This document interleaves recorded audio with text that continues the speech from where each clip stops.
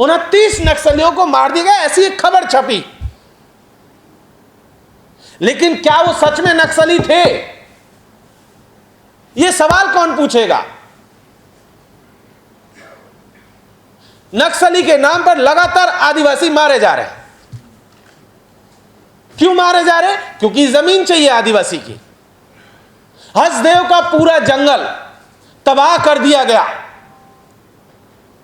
लगभग 2.25 लाख हेक्टेयर का जंगल है वो हसदेव अरण्य।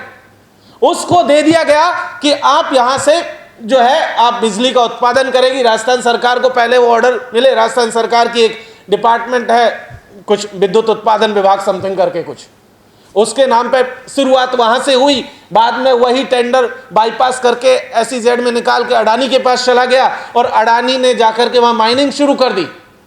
जब कांग्रेस की सरकार थी तब माइनिंग हुई और अब माइनिंग हो रही है। ऐसा नहीं है कि कांग्रेस की सरकार ने माइनिंग को रोक दिया हो और या अब बीजेपी ने रोक दिया हो, दोनों के दौर में चल रही है।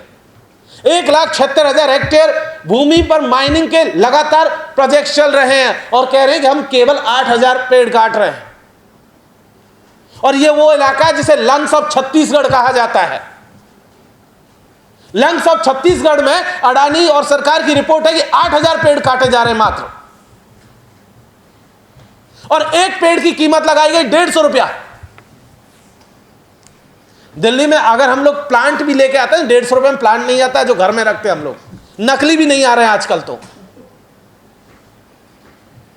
लेकिन 150 रुपए कीमत लगा करके करा दिया गया। फर्जी ग्राम सभा, क्योंकि छत्तीसगढ़ का बड़ा हिस्सा अनुसूची 5 के दायरे में आता है। जैसे अनुसूची 6 है उसी तरीके से अनुसूची 5 भी है, शेड्यूल 5। शेड्यूल 5 में वहां के आदिवासियों को राइट्स है वहां की लैंड रिसोर्सेज सबको प्रोटेक्ट करने का।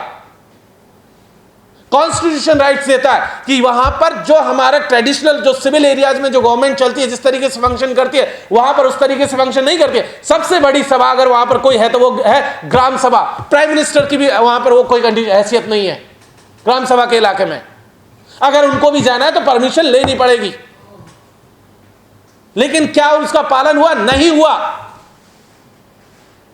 वहां पर लोकल अथॉरिटीज ने फर्जी ग्राम सभाओं की मिनट्स बनाई। उन लोगों के साइन करा लिए गए जो 2-2, 3-3 साल पहले मर चुके हैं। उनके फर्जी साइन करा करके जमीन अडानी को और बाकी कंपनियों को दी गई और अभी भी दी जा रही है। और हाई कोर्ट में प्रूव हो गया कि फर्जी ग्राम सभाएं बनाई है, तब भी कुछ नहीं है। पिछले दिनों लगातार जो अलग अलग हाई कोर्ट्स के जो जिन्होंने इस तरीके के नक्सली हमलों पे जो जांच कमेटी बैठे, उसमें कई रिपोर्ट्स आई जिनमें कहा गया कि ये सारे के सारे फर्जी एनकाउंटर्स हैं। लेकिन क्या उन फर्जी एनकाउंटर्स पर कोई इंक्वायरी हुई? नहीं हुई। जो दोषी थे उनको सजा मिली? नहीं मिली। तो क्या आदिवासी इलेक्शन से पहले मुद्दा नहीं है? छत्तीसगढ़ में जो चल रहा है क्या वो मुद्दा नहीं है? आप जाइए लगातार देखिए, हसदेव में देख लीजिए, सिलगेर, हसदेव के पास में एक और जगह है वहां पर सिलगेर की जगह है, वहां प्रोटेस्ट कर रहे थे। किसान आंदोलन जब चला था पिछला दौर का, फर्स्ट फेज का जो किसान आंदोलन हम लोग बात करते हैं, तब से वहां पर सिलगेर में आंदोलन चल रहा है और अभी तक चल रहा है। यहां दिल्ली में सेकंड फेज का किसान आंदोलन चल रहा है, लेकिन सिलगेर में अभी फर्स्ट फेज का किसान आंदोलन, वहां से आदिवासी आंदोलन चल रहा है। उसी तरीके से जैसे यहां पीसफुल मैनर में चल रहा है वहां भी चल रहा है। लेकिन आए दिन कभी वह उनका जो आंदोलन की जो जगह है उसको आग लगा देते हैं, कभी लाकर के बिल्डोजर जेसीबी चला देते हैं, कभी कुछ होता है कभी कुछ होता है, लेकिन आदिवासी वहां टिका हुआ है। हजारों की तादाद में लोग शांतिपूर्ण तरीके से बैठे हुए हैं। देश में सबसे उतनी बड़ी तादाद में आर्मी और फौज का जो वहां पर प्रेजेंस है छत्तीसगढ़ और झारखंड के इलाकों में, उतना तो शायद बॉर्डर एरियाज में भी नहीं है। जम्मू कश्मीर के बाद सबसे ज्यादा फोर्स अगर कहीं पर है तो वो छत्तीसगढ़ के भीतर में है। उसके बाद हुआ क्या?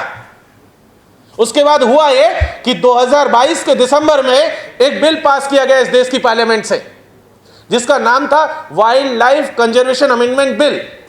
Wild life conservation amendment bill के नाम पर कहा गया कि इस देश में वाइल्ड लाइफ की प्रोटेक्शन के लिए अलग अलग जोन्स आइडेंटिफाई किए जाएंगे और उन अलग अलग जोन्स में जो लोग रह रहे हैं, जो वहां पर सेटलमेंट हो रखा, उस सबको वहां से हटाया जाएगा और फिर वहां पर जो है हम लोग जीव जंतुओं को बचाएंगे।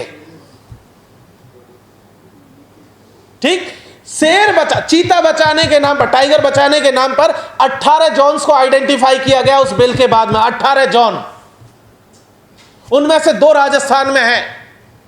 2022 की मैं बात करूं उसके बाद में, और उन 2 में से एक का मैं बता देता हूं जो कि राजसमंद और पाली के भीतर आता है, जिसमें अभी पिछले 1 महीने पहले, अभी 1 महीना भी नहीं हुआ है, तब ऑर्डर आया था राजस्थान सरकार का कि 140 गांव पहले ही राउंड में खाली करने हैं। पहले ही राउंड में 140 गांव एक टाइगर प्रोजेक्ट में। दूसरा टाइगर प्रोजेक्ट लगाया गया धौलपुर और करौली, जो कि पूर्वी राजस्थान का हिस्सा, मध्य प्रदेश से लगता हुआ हिस्सा है। वहां पर ऑर्डर आया 50 गांव के खाली करने का। और ऐसे 18 जोन है इस देश में। पहले से लगभग 48-49 पहले से हैं और अब नए 18। हम सब ने देखा कि कूनों में चीता बचा करके क्या किया है। वहां से पहले 21 गांव उजाड़े गए थे जब यह प्रोजेक्ट शुरू हुआ था 1997 में। तब पहले कहा गया था कि गिर से कुछ शेर लाए जाएंगे गुजरात के, उनको बसाया जाएगा वहां पर। फिर वो शेर नहीं आए, प्रोजेक्ट वैसे ही चला गया, जमीनें ले ली गई। फिर पता नहीं कहां से, अफ्रीका से कहीं से ला करके बसाया गया। क्या हुआ उन चीतों का? चीते बचेंगे कि मरेंगे कोई फर्क नहीं पड़ता, लेकिन आदिवासी का जिंदा रहना जरूरी है। क्योंकि अगर आदमी ही नहीं रहेगा, इंसान ही नहीं रहेगा, तो चीतों को बचा के कर क्या लोगे? और चीते तो आदिवासी ने मारे नहीं थे, तो चीतों के नाम पे कुर्बानी आदिवासी ही क्यों देगा? उसके बाद पिछले साल 2023 में फिर से एक बिल आया, forest conservation amendment bill 2023। Forest conservation amendment bill के नाम पर कहा गया कि जो भी इलाके हैं, जितना भी इलाका है, वहां पर जो भी नेशनल इंटरेस्ट में कुछ चीजें, जो प्रोजेक्ट होंगे, चाहे वो डिफेंस के पर्पज से हो या सिक्योरिटी कंसर्न हो या नेशनल बाउंड्रीज के 100 किलोमीटर का दायरा है या एक्सप्रेस वे बनेंगे या रेल लाइनें जहां से जा रही हैं, उसके आसपास की जमीनें शेड्यूल 5 और शेड्यूल 6 के दायरे में नहीं होंगी। ये पास किया गया हमारे पार्लियामेंट की तरफ से। आप बताइए कि जो प्रोविजंस कॉन्स्टिट्यूशन में किए गए थे, उसको अगेन 2023 में हमारी पार्लियामेंट ने बाईपास कर दिया। क्योंकि जैसे ही फॉरेस्ट कंजर्वेशन अमेंडमेंट बिल आता है, लद्दाख अनुसूची 5 और 6 से बाहर है, पूरा नॉर्थ ईस्ट बाहर है, 100 किलोमीटर का दायरा, पूरा का पूरा नेशनल टेरिटरी ले लीजिए। फिर आपको बीच में से सड़क निकालनी है, एक्सप्रेस में निकाल दिया, उसके आसपास का इलाका वो चला गया। आपने रेल निकालनी है, रेल निकाल दी, उसके आसपास का इलाका वो भी निकल गया। बचा क्या? उस कॉन्स्टिट्यूशनल गारंटी का हुआ क्या? पेशा 1996 में आया था, इस देश की सरकार लेकर के आई थी।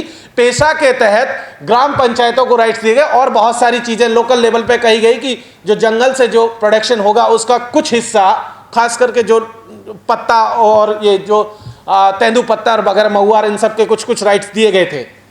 कहा गया था कि 10 राज्यों में लागू होगा पेशा। एक छत्तीसगढ़ और झारखंड को छोड़ दे तो बाकी सारे हिस्सों में अभी तक कानून ही बन रहे हैं। 96 से अभी तक, पिछले साल मध्य प्रदेश अभी तो फॉर्मुलेशन कर रहा था लॉ का, राजस्थान अभी तक नहीं कर पाया है, गुजरात ने सोचा ही नहीं है। 96 से लेकर के अभी तक हम लोग पेशा लागू करने की लड़ाई लड़ रहे हैं कि पेशा लागू कर दो, लेकिन इशू नहीं है क्योंकि वो जनता में ही शामिल नहीं है, किसी का कोई कंसर्न ही नहीं है उसको लेकर के। पार्टियां आती हैं जाती हैं, पूरी डिबेट आदिवासी पॉलिटिक्स की बस एक ही टर्म पे चल रही है, ये इनको वनवासी कहते हैं जी, हम आदिवासी कहेंगे, बस बात खत्म। आरएसएस वाले वनवासी कहते हैं जी तुमको, हम आज से आदिवासी कहेंगे। बस इतना ही कंसर्न है। पूरी डिबेट घूम फिर करके यही चल रही है। अरे भाई, ये आपको कहने की जरूरत नहीं, हम खुद कह रहे हैं कि हमारा नाम क्या है। आप कुछ तो आगे बढ़ो। 2006 में पार्लियामेंट से एक एक्ट पास हुआ था, कानून आया था, फॉरेस्ट राइट एक्ट, जो वनाधिकार कानून, FRA, फॉरेस्ट राइट एक्ट। उसके तहत कहा गया कि जो फॉरेस्ट एरियाज में और उसके सराउंडिंग्स में जो आदिवासी रह रहे हैं, जो लैंडलेस है, उनको जमीन पर मालिकाना हक दिया जाएगा, क्योंकि आदिवासी इलाकों में लैंड रिफॉर्म्स नहीं हो पाए थे। 2006 में पहली बार कहा गया। दूसरा मसला यह था कि आदिवासी इलाकों में प्राइवेट प्रॉपर्टी जैसे नोशन बहुत कम है, कम्युनिटी लैंड के आइडिया बहुत ज्यादा है, क्योंकि कलेक्टिव है सारी जमीन है, जो है चाहे जंगल की जमीन हो चाहे गांव की जमीन हो, ज्यादातर इलाकों में कलेक्टिव लैंड है, इंडिविजुअल नहीं है। 2006 में पहली बार कहा गया कि हम आदिवासियों को जमीन पर मालिकाना हक देंगे। 2007 में 3 NGO, एक भालू बचाता था, एक चीता बचाता था, एक शेर बचाता था, वो गए सुप्रीम कोर्ट, कहा कि जी अगर जंगल से आदिवासियों को फॉरेस्ट के तहत, इस फॉरेस्ट एरियाज में अगर लैंड राइट्स दिए गए तो शेर, चीते, भालू खतरे में आ जाएंगे। और बोले कि शेर, चीता, भालू बचाने के लिए आप इस कानून को जो है लागू मत होने दीजिए। 2007 से मामला चला, उसका वर्डिक्ट आया 2019 में। 2019 में वर्डिक्ट आया, तब तक देश भर में लगभग 44 लाख एप्लीकेशंस आए थे अलग अलग स्टेट्स के पास में, जिसमें इंडिविजुअल ऑनरशिप के भी डिमांड थी और कलेक्टिव भी थी, कम्युनिटी लैंड का भी मामला था।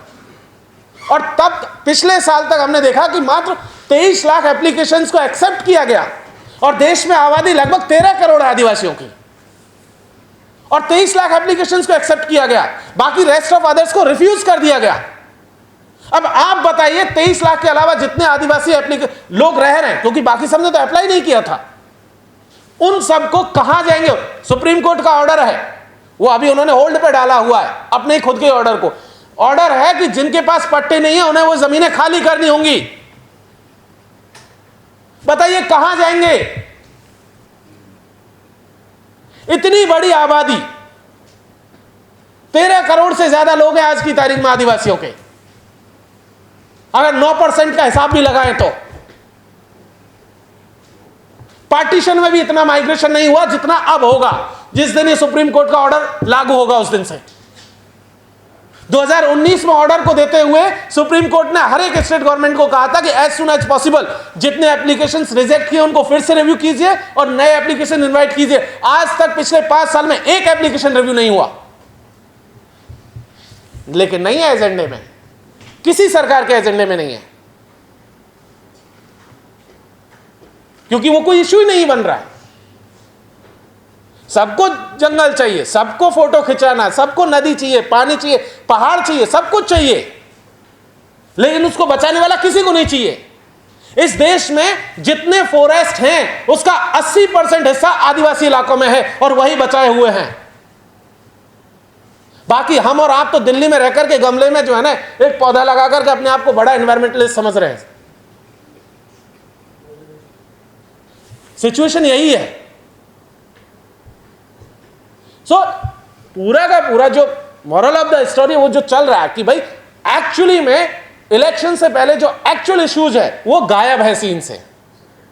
हमारा कंसर्न ये होना चाहिए कि हम लोग आदिवासी हो, दलित तबका हो, पिछड़ा तबका हो, या सोसाइटी का बाकी सेक्शंस हो, माइनॉरिटी हो, या गरीब गुरबा तबका है, हर एक तबके को हमें उतनी ही तवज्जो देनी है। जैसे किसानों की बात आती है उनके ऊपर तुरंत लेवल लगा दिया जाता है, आदिवासियों की बात आती है उनके ऊपर लेवल, सबके ऊपर लेवल लग रहा है। लेकिन अगर अभी भी हम लोगों ने ये कलेक्टिव इस फाइट को नहीं लड़ा तो जैसा कि उनका सपना है कि संविधान को बदलना है, उसको हम रोक नहीं पाएंगे। और अगर हमें रोकना है तो जो डेमोक्रेटिक प्रोसेस में हम लोग हैं, जिसको हम लोग पिछले 75 सालों से बचाए आ रहे हैं और जिसके हम सब प्रोडक्ट भी हैं, हमें उस पूरी प्रोसेस को बचाना पड़ेगा। कई तरीके के मैकेनिज्म हो सकते हैं। हमें तमाम तरीके के हमारे डिफरेंसेस हो सकते हैं, आपस में बहुत सारे डिफरेंसेस हो सकते हैं, लेकिन उसके बावजूद भी हमें इन कम्युनल कास्टिस्ट और ये फासिस्ट फोर्सेस हैं, इनको हराना होगा। और वो एक ही तरीका, वो है इलेक्शन। आप उसको पसंद करिए, नहीं पसंद करिए, कोई फर्क नहीं पड़ता, क्योंकि इंडिविजुअल चॉइसेस का मसला है ही नहीं। ये बिल्कुल भी इंडिविजुअल चॉइसेस का मसला नहीं है। ये मामला पूरा का पूरा जो लड़ाई है, ये अपने आप को बचाने की लड़ाई है, अस्तित्व को बचाने की लड़ाई है। तो इसलिए साथियों, मेरा आपसे यही गुजारिश है कि अगर हम लोग एकजुट होकर के लड़ते हैं तो शायद आने वाले दिनों में जो सपना हमारे पुरखों ने देखा था, जो संविधान में लिखा गया है, उस सपने को हम पूरा कर सकते हैं, उस डॉक्यूमेंट को बचा सकते हैं। अगर हम लोगों ने इस लड़ाई को एकजुट होकर के नहीं लड़ा तो कुछ नहीं बचेगा। बहुत बहुत शुक्रिया।